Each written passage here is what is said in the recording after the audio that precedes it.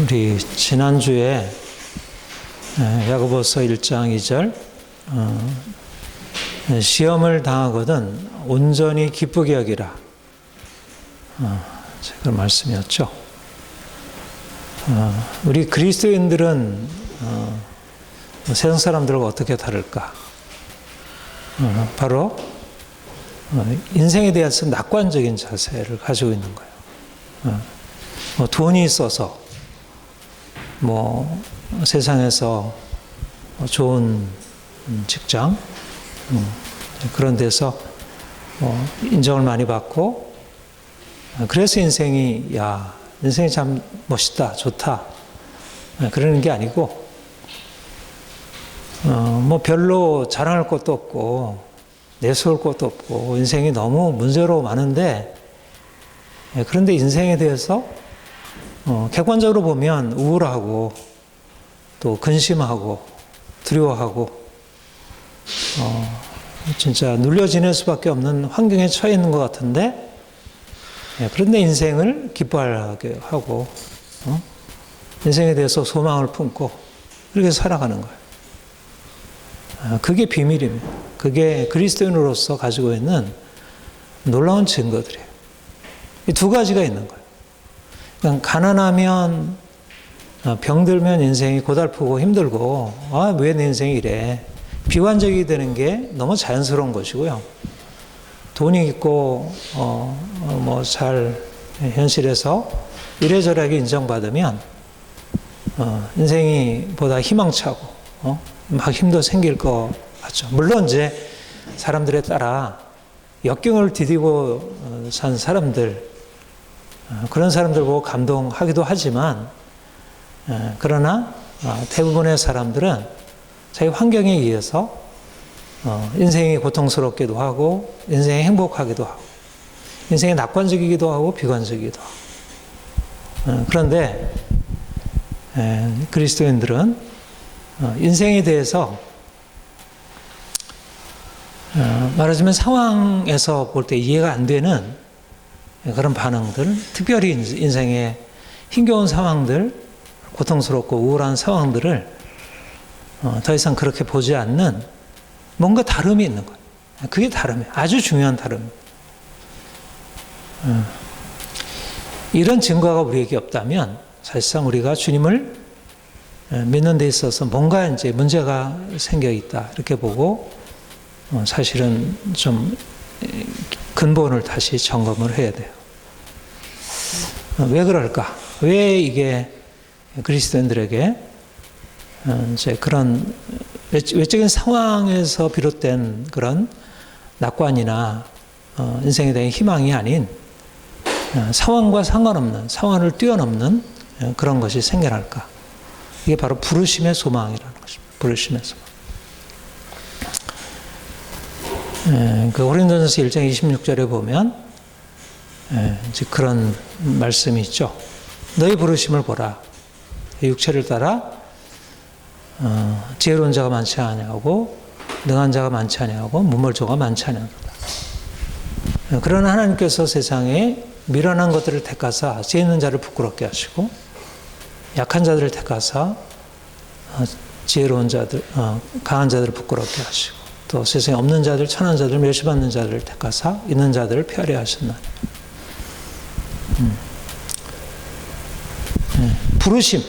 부르심, 너희 부르심, 약한 자들, 미련한 자들, 세상에서 가진 것이 없는 자들인데, 그들이 강한 자들, 지혜로운 자들, 세상에 있는 자들을 능가하는 삶을 산다는 것.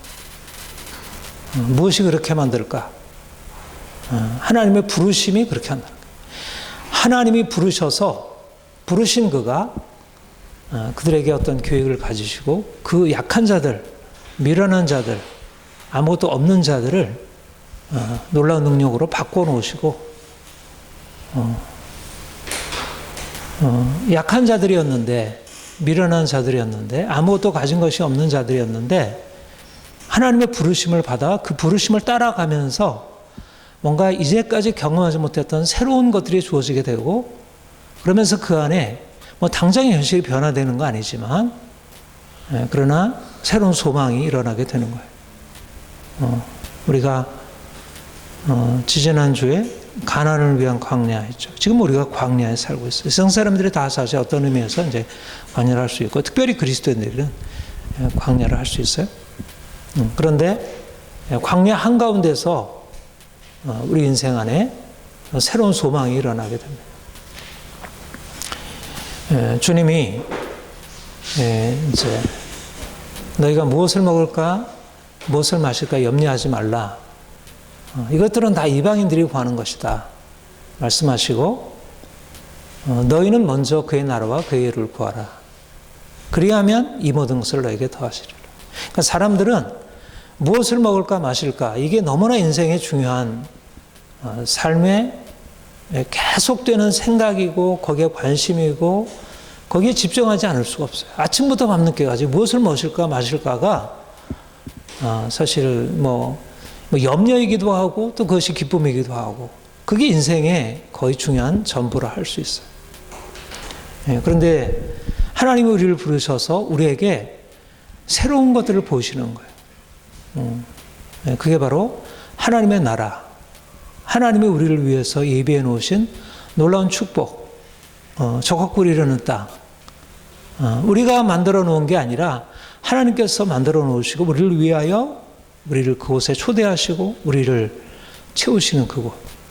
그게 우리의 소망인 거예요. 우리가 이제까지 인생에 살아오는 동안 뭐 태어나서 뭐 이러저러한 뭐 삶의 방식의 차이는 있지만 그러나 대부분 무엇을 먹을까 마실까가 인생의 주된 의미였는데 주님을 만난 이후에 무엇을 먹을까 마실까의 삶에서 이제 하나님의 나라, 하나님이 통치하시는 사랑과 자유와 평화가 있는 그곳, 그곳에서 우리가 살게 된다는 것, 그리고 그것을 바라보고 우리가 당장 지금의 현실은 여전히 우리의 삶에 문제가 있지만 그 하나님이 우리를 다스리고 통치하신다는 사실을 알고 우리가 그분에게 우리의 삶을 맡기고 그분이 우리를 이끌어 가신 대로 살 때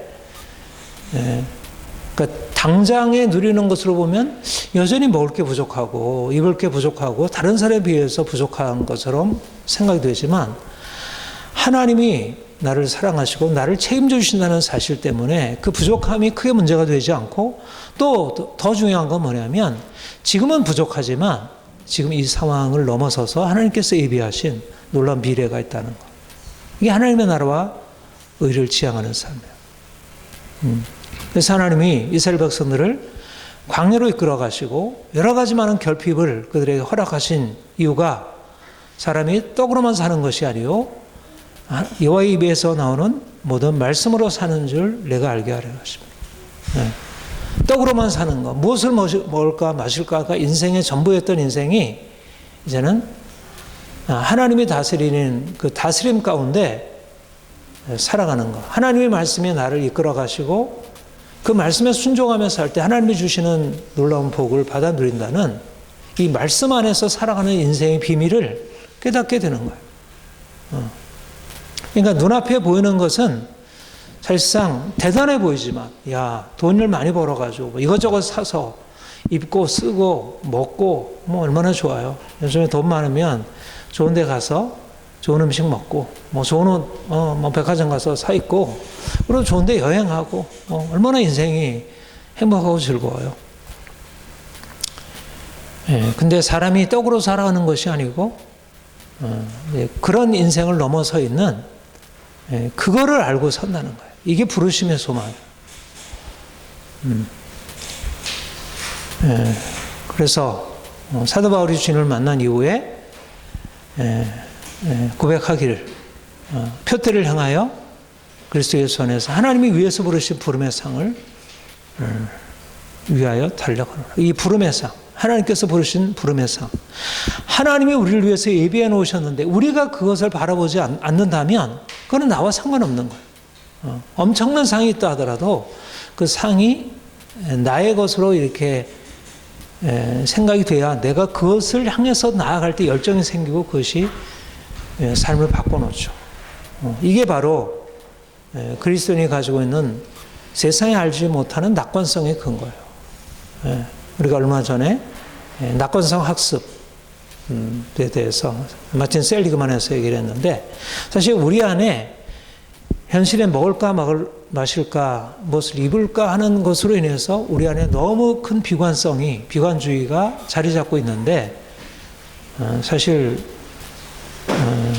그런 뭐 긍정심리학에서 말하는 것과는 다른 차원의 낙관성, 새로운 소망, 비전이 우리에게 주어지면서 우리는 세상이 알지 못하는 그런 희망, 낙관성으로 살아갈 수 있게 됩니다. 여러분들 안에 날마다 이러한 소망이 더 분명해지기를 축복합니다. 돈이 많고 인생이 잘 풀려서 낙관적인 거는 그건 좀 하수예요. 뭐 그것도 좋죠. 뭐 그것을 누리는 건 좋은 일이죠. 그러나 근데 그것이 그냥 좋은 것만 아니에요. 왜냐면 그것도 대가가 있어요.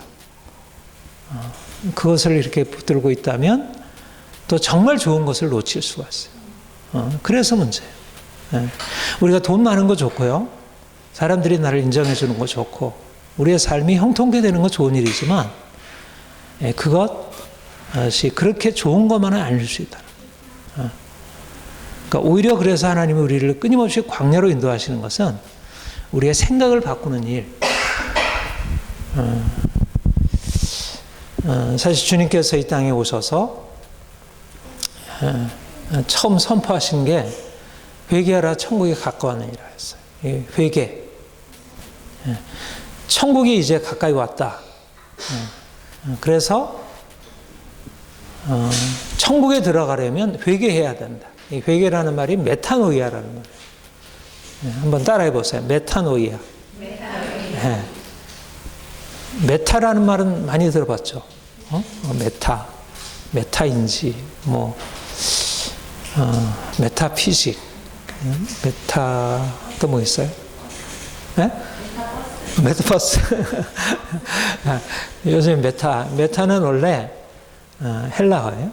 헬라어인데, 메타라는 말은 뭐 뒤에, 넘어, 뭐 이런 말도 있고, 돌이켜라는 말도 있어요. 그래서 이제 메타노이아 하면, 노이아라는 말이 누스, 노예인이라는 생각하다, 마음, 생각, 이런 뜻에다가 메타, 생각을 바꾸는 것, 이걸 이제 메타노이아라. 우리가 하나님의 나라가 왔다. 이제 하나님의 나라가, 예수님이 이 땅에 오셔서 하나님의 나라를 우리에게 선포하시고, 우리가 하나님 나라를 우리에게 가져다 주시면서 이리로 들어와라. 초청을 하는, 하나님 나라 잔치로 초청을 하고 있어요. 그러니까 하나님의 나라가 하나님이 통치하시는 거예요. 우리가 누가 통치하는지, 뭐 바이든이 통치하는지, 문재인 대통령이 통치하는지, 윤석열이 통치하는지, 뭐 시진핑이 통치하는지, 김정은이 통치하느냐에 따라서 그 나라가 다르잖아요. 그러니까 좀 민주적인 나라, 이 좋은 나라는 백성들을, 시민들을 사랑하고 그러게 좋은 나라예요. 근데 이제 우리 현실의 그 정치 지도자들, 대통령, 최고 국가 원수들은 그렇게 썩 자격을 갖추지 못해서 통치하는 나라가 이게 참 문제들이 많아요. 우리나라도 지금 뭐 이러저러하게 이제 힘겨운 씨름을 하고 있고, 뭐 저 위에 있는 저 북한은 더 문제가 많고, 또 그 위에 있는 뭐 시진핑 다스리고 있는 뭐 중국이나 또 그 위에 있는 그 러시아 푸틴 다스리는 나라, 다 문제들이 많아요. 이 나라들이 문제가 많아요.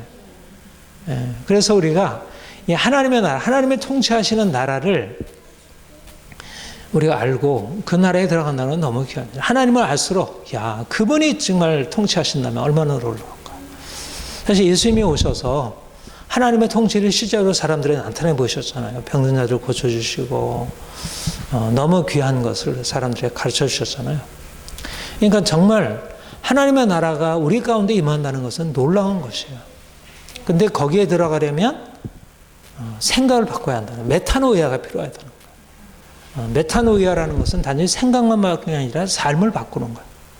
아까도 말씀드렸듯이 우리의 삶이 이제까지 어땠어요? 애굽에서 길들여 있었던 거예요. 무엇을 먹을까 마실까 하는 세상 사람들의 그 욕망을 쫓아가서 그 욕망을 채워줌으로 얻는 행복, 쾌락 이런 것들이 인생의 주된 의미였고 그것이 인생을 끌어갔어요. 그러니까 생각이 어디에 몰두해 있냐면 무엇을 먹을까 마실까 여기에 이제 몰두해 있는 거예요. 염려라는 것은 마음이 나뉘는 거예요. 두 마음이 되는 거예요. 내가 주님을 향해 나가도 여전히 이 현실이 너무 크게 여겨지는 거.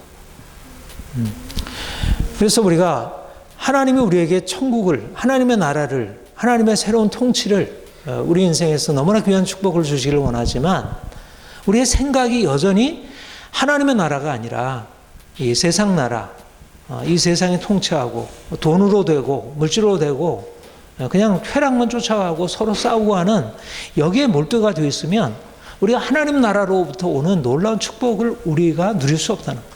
그러니까 예수를 믿는 사람들이 믿음으로 산다는 것은 여기에서 돌이키는 것, 생각을 바꾸는 것 이게 너무너무 중요한 것입니다. 그래야 이제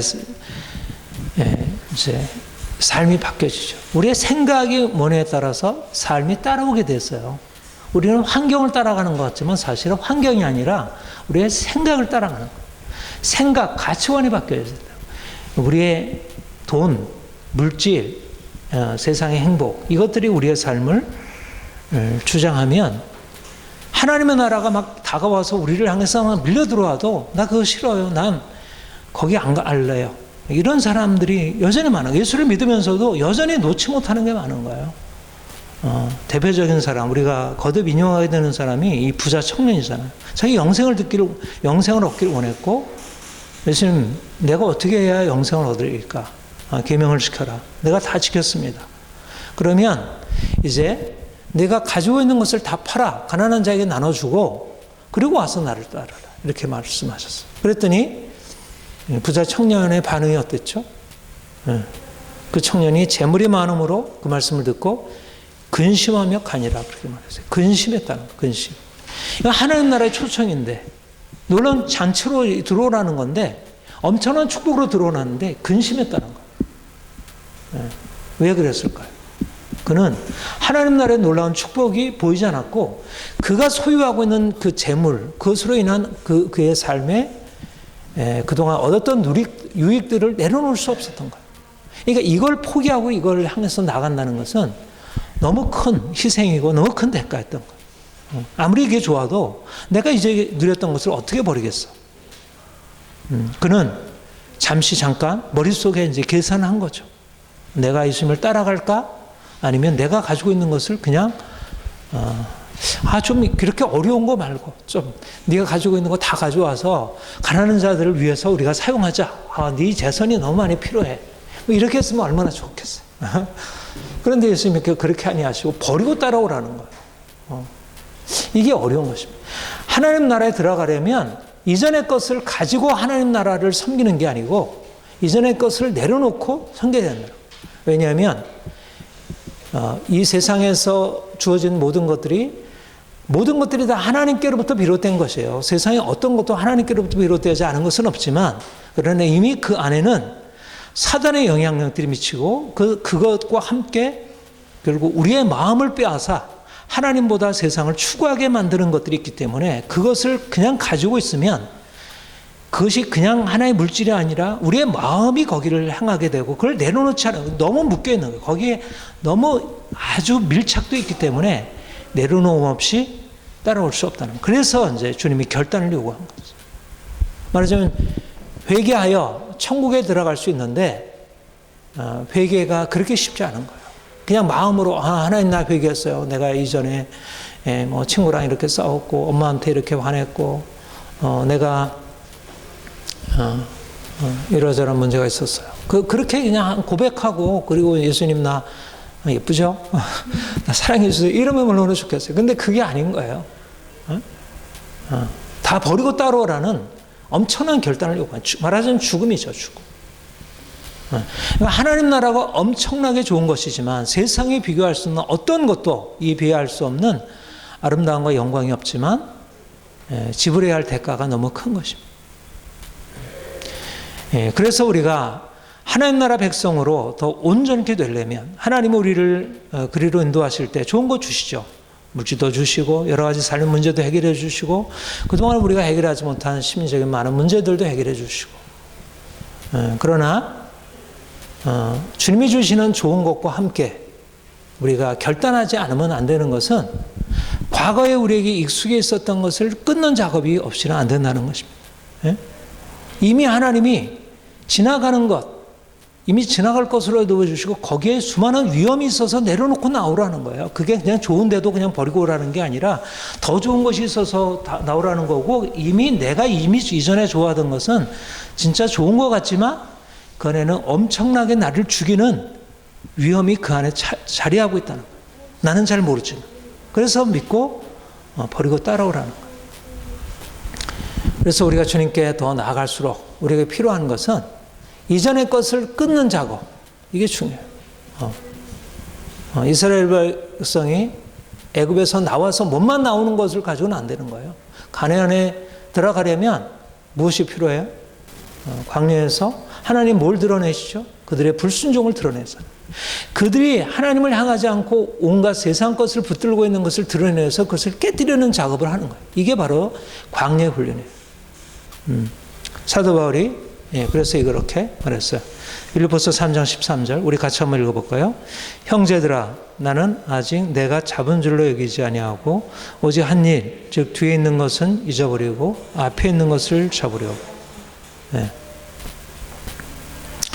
오직 한 일 즉 뒤에 있는 것은 잊어버리고 앞에 있는 것을 잡으려고. 요 두 가지 운동이에요. 애굽에 속해 있던 것을 끊어내야 되고 그리고 앞으로 가나안에 들어가기 위해서 내게 필요한 것을 잡고 나가요. 이 두 가지. 마치 우리가 날숨으로 우리의 이산화탄소를 뱉어내고 들숨으로 우리의 산소를 호흡하듯이 그게 우리의 건강을 위해서 필요하잖아요. 우리가 아무리 좋은 산소를 들여 마셔도 이산화탄소를 내뱉지 않으면 우리가 건강을 유지할 수 없어요. 우리가 이제까지 습득해 있던 우리의 과거에 익숙해 있었던 옛것, 뒤의 것을 끊어내지 않으면 함께 가지고 나가려고 하면 이거는 우리가 하나님 나라에 합당한 삶에 우리가 나아갈 수가 없어요. 이것이 바로 믿음의 중요한 결단이에요. 사도 바울은 이미 주님을 만날 때 하나님께서 그 대조를 보이셨어요. 하나님 나라 안에는 엄청난 예수 그리스도께서 가장 고상하다는 사실을 알게 되었고 그래서 그가 이전에 가지고 있던 모든 것을 해로 여기고 이제 그리스도를 아는 지식이 가장 고상함을 인하여 그를 위하여 모든 것을 잃어버리고 배설물로 해야겠다. 그러니까 주님을 믿기 시작할 때 첫 번째 일어나는 결단이 바로 이 결단이에요. 이제까지 내가 귀하게 된 것을 내려놓고 주님 안에서 주님께서 새롭게 우리에게 비춰주시는 새로운 비전을 붙드는 것. 그런데 사실은 사도 바울이야 계속 그 길로 갔죠. 그래서 한번 잡았던 예수 그리스도 자신을 구원하시고 자신에게 놀라운 것을 비춰주신 그 주님을 따라서 계속 갔어요. 그런데 어때요? 여러분들 우리 신앙생활 하면 어떠죠? 분명히 내려놓긴 내려놨어. 처음 주님 만날 때 너무나 좋고 이제 세상 아무것도 아니고 난 주님이면 정말 그냥 좋겠어.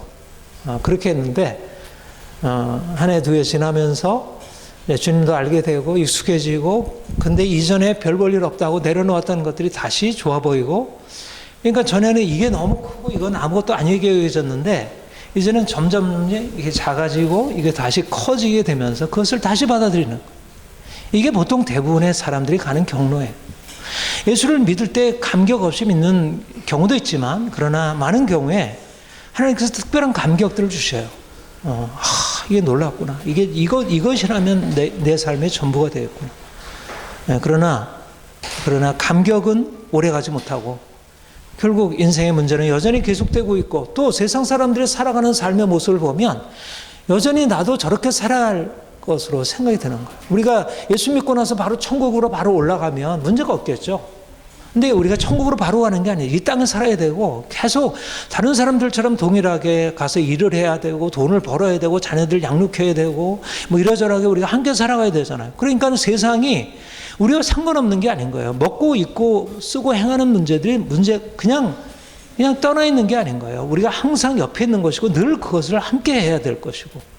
근데 그 안에서 내가 그것을 떠나서 내려놨던 것들이 그냥 이제는 나와 상관없어. 그냥 딱 정리가 됐으면 얼마나 좋겠지만 그게 아니고 오히려 이제 눌러놨던 것들이 다시 올라오기 시작하는 거예요.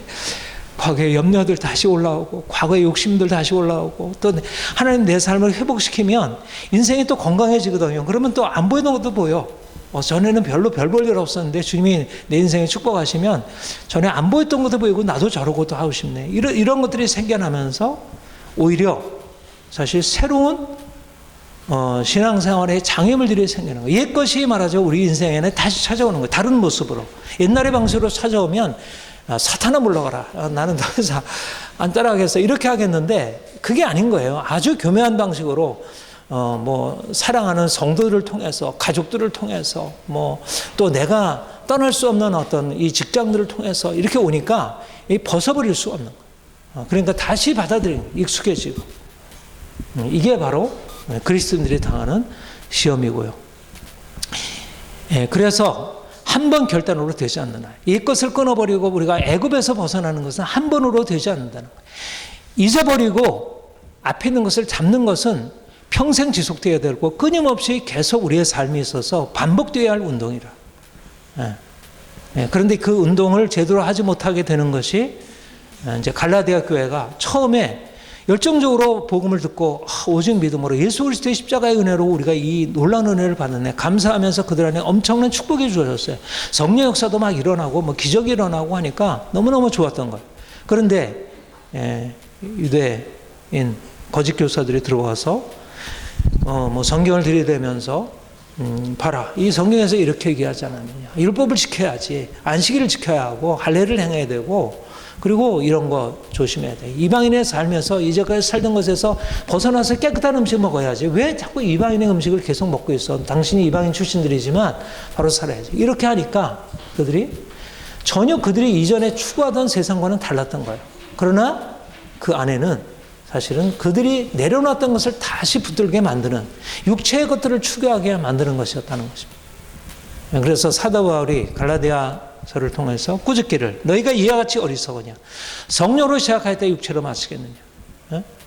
말하자면 우리는 육체를 십자가에 못 박고 이제는 오직 성령으로 주님을 바라보고 주님께서 주시는 비전을 따라 살아가는데 어느 날 갑자기 또 세상 것이 들어와서 마음을 유혹하고 마음을 그쪽으로 향하도록 다시 애굽으로 돌아가게 하는 거예요. 이스라엘 백성들이 광야에 나와서 여러 가지 시험을 만나니까 다시 애굽으로 돌아가려고 했듯이. 그러니까 그리스도인에게 가장 중요한 건 뭐냐면 앞으로 나가야 하는데 소망이 우리의 삶에 분명해지고 그리고 그 소망이 우리 인생을 끌어가야 되는데 그렇게 하려면 끊임없는 회개, 끊임없는 끊어냄, 버림, 잊어버림, 이게 필요하다. 그러지 않으면, 그렇게 경계하지 않으면, 특별히 오늘날 세상이 어때요? 오늘날 세상은 이 자본주의 시대에 모든 것이 풍요하게 넘치는 시대잖아요. 요즘 생태계 위기로 사람들에게 경고가 있지만, 그러나 그게 당장의 내 삶의 문제를 다 보여주진 않잖아요. 그러니까 사람들이 다 욕망을 따라 세상을 따라 살아가는 것들이 너무 익숙해져. 믿는 사람이라고 별 차이가 없는 거예요. 그런데 주님께서 이제 뒤에 있는 것은 잊어버리고 앞에 있는 것을 잡으려고 내가 달려가노라. 부르심을 향하여 달려가노라. 말하자면 부르심의 소망을 이루기 위해서는 철저하게 이전의 것에 붙들고 있었던 것 내려놓는 작업이 필요하다는 것입니다. 그래서 오늘 본문의 말씀이 사실 그렇게 온전히 훈련된 삶의 방식에 대해서 얘기를 하고 있습니다. 우리가 그리스도의 병사로 부름받았다. 옛날에는 군사라 그랬는데 요즘은 이제 군사라 그러지 않고 병사, 군인. 옛날은 군인 정신이라고 그랬는데 요즘엔 병사라고 하죠. 병사. 병사가 좀 많이 쓰이니까 병사라고 번역을 한 것 같아요. 주님이 우리의 대장, 지휘관 되시고 우리를 병사로 부르셨어요. 어떻게 달라질까요? 저도 군 생활을 제대로 잘 못했어요. 나는 너무 군대 가면서 내려놓을 것도 있지만 세상에서 내가 너무 이렇게 제대로 잘 못 살아가지고 군 생활이 너무 힘들었어. 근데 이제 아무튼 힘들든 어떤데 간에 군에 들어가면 군대가 요구하는 그 군인 정신을 갖춰야 되고 또 거기에 합당한 삶의 방식을 해야 돼. 근데 옛날에 내가 계속 했던 내가 취미, 내가 사귀던 애인, 내가 직장 생활하던 거 여기에 계속 마음을 두고 있으면 군 생활을 제대로 할 수가 없어요. 그러면 자꾸 탈영하게 되고 너무 힘들고 하죠. 그러니까 군 생활을 잘할 수 있는 병사는, 좋은 병사는 말하자면 이전에 자기에게 이수해 있었던 자기 생활, 자기의 관심을 이제 내려놓고 거기에 얽매이지 않는 거. 이거는 옛날 군인이나 지금 군인이나 다 동일하겠죠. 말하자면 우리가 주님께 부름받았을 때 우리에게 필요한 것은 바로 이런 변화라는 거. 우리가 이전에 중요했던 건 뭐냐면 자기 생활이에요. 자기 생활. 자기 생활은 결코 얽매임이 아니었어요. 그게 왜 얽매임이겠어요? 자기 생활은 내가 선택한 것이고 나에게 좋은 것이고 내 인생을 아름답게 하고 풍요하게 하고 뭔가 비전을 보여주는 거잖아요. 자기 생활은 얽매임이 아니에요. 말하자면 우리가 군에 들어가기 전에 행하던 것은 얽매임이 아니잖아요. 좀 가서 커피 마시고 친구들 만나고 내가 하고 싶은 거 얽매임이 아니잖아요. 그건 내 인생이지. 근데 군에 들어가면 그것을 하려고 하면 얽매임이 되버려요. 그 생활에 자꾸 묶이게 되면 그 내려놓지 못하고 계속 애인 생각만 하고 계속 이전에 그 하던 것만 생각하면 가서 이제 제대로 자기가 군인으로서 살아갈 수 없어요. 마찬가지로 우리가 주님을 따르는데 이전에 내가 살던 삶은 주님과 상관없으면 그건 괜찮은 일이에요. 내가 사람들을 좋아하고 내가 일을 좋아하고 취미 좋아하고 하는 것은 괜찮아요. 그런데 그게 얽매임이라는 거예요. 왜 얽매임이냐? 주께서 부르신 목적에 합당하지 않다. 주께서 부르신 목적에 합당하지 않다. 그러니까 자연스럽게 좋고 그냥 인간적으로 좋은 것이 그리스도인들에게도 다 좋은 게 아니라는 거예요. 우리가 예수를 믿으면 모든 거 다 버려야 할 것은 아니지만 우리가 가지고 있던 생활을 다 부정하고 이제는 주님 믿으니까 다 이것도 안 하고 저것도 안 하고 주님을 믿기 위해서 다 서로 전혀 다른 삶을 살아가는 건 아니지만 그러나 우리가 전혀 이전에 가지고 있던 것과 다르게 살아야 한다. 어떻게 다르게? 우리를 부르신 그분이 무엇을 우리에게 뜻하시고 우리에게 명하고 있는지 그분의 명령에 대해서 내가 주의 깊게 듣고 거기에 따라가려고 할 때 좋은 병사가 될 수 있어요. 그게 가장 기본적인 자세예요. 회사도 마찬가지예요. 회사에서 누가 훌륭한 회사원인가요? 사장님이 거기에 있는 리더가 무엇을 목표로 하고 어떻게 회사를 잘 경영할 것인지에 대해서 생각하는데 거기에 들어가 있는 회사원이 자기 생각만 하고 자기 이익만 챙기려고 하면 그거는 좋은 회사원일 수 없잖아요. 중요한 것이 우리가 주님을 믿은 이후에 우리가 어떻게 살아가고 있는가? 내 삶의 중심이 나의 생활인가? 내 생활을 좀 더 풍요하게 하고 온전케 하는가? 많은 사람들이 예수를 믿으면서도 예수를 믿는 것을 나의 생활, 하나님 나 여기서 좀 행복하고 싶어요. 내 건강하고 싶어요. 좀 부유하게 살고 싶어요. 내 인생에 문제하고 싶어요. 자기 생활을 위해서 주님을 거기에다가 하나님 끌어들이는 거예요. 그런데 주님이 우리에게 말씀하는 것은 자기 생활을 이제 내려놓고 내가 너에게 말하고 있는, 너에게 뜻하고 있는 것을 따라와. 주님은 욕심도 많아. 왜 그렇게 하실까? 좀 우리 것도 좀 해주시고 주님 것도 하시면 얼마나 좋을까? 왜 그렇게 했어요? 주님이 바로 그게 우리를 위한 것입니다. 정말 우리를 부욕해 하시라. 제가 손흥민 선수 아버지 그 손웅정이라고 그분이 쓴 책을 누가 소개해 줘가지고 사서 지금 읽고 있어요. 그런데 그 아버지가 초등학교 3학년 때 이 아들이 자기가 이제 축구하고 싶다고. 이제 아버지는 이미 다리를 다쳐가지고 은퇴하고 그냥 일반적인 삶을 살아가는데 축구에 대한 열정이 늘 있으니까 아이들한테 늘 이제 그 얘기를 하니까 이 아이가 이제 그 얘기를 한 거예요. 그래가지고 이제 축구 인생이 이제 새롭게 시작이 된 거죠. 내가 손흥민에 대한 얘기는 뭐 다 보지 못했는데, 아무튼 그러면 그에게 중요한 건 뭐냐? 아버지가 자기를 위해서 얼마나 좋은 것을 해루지를 아니까 너무나 열정적으로 따라갔잖아요. 그래서 엄청난 작품이 나온 거잖아요. 온 세계를 놀라게 하는. 말하자면 주님께서 우리를 위하여 정말 너무나 놀라운 것을 예비해 놓으시고 우리를 훈련시키는 거예요. 얼마나 힘들어요. 그러나 그것을 믿는다면 우리가 그것을 그냥 힘들게 받아들이는 게 아니라 오히려 그걸 기쁨으로 받아들이는 거죠. 바로 우리가 주님을 따라가는 데 있어서 이제까지 우리의 삶에서 너무나 당연하게 받아들였던 것, 이것들을 이제 내려놓고 이게 나의 관심인가 아니면 주님의 관심인가, 주님의 관심에 얼마나 부합한 것인가, 거기에 대해서 우리가 늘 질문해야 돼요.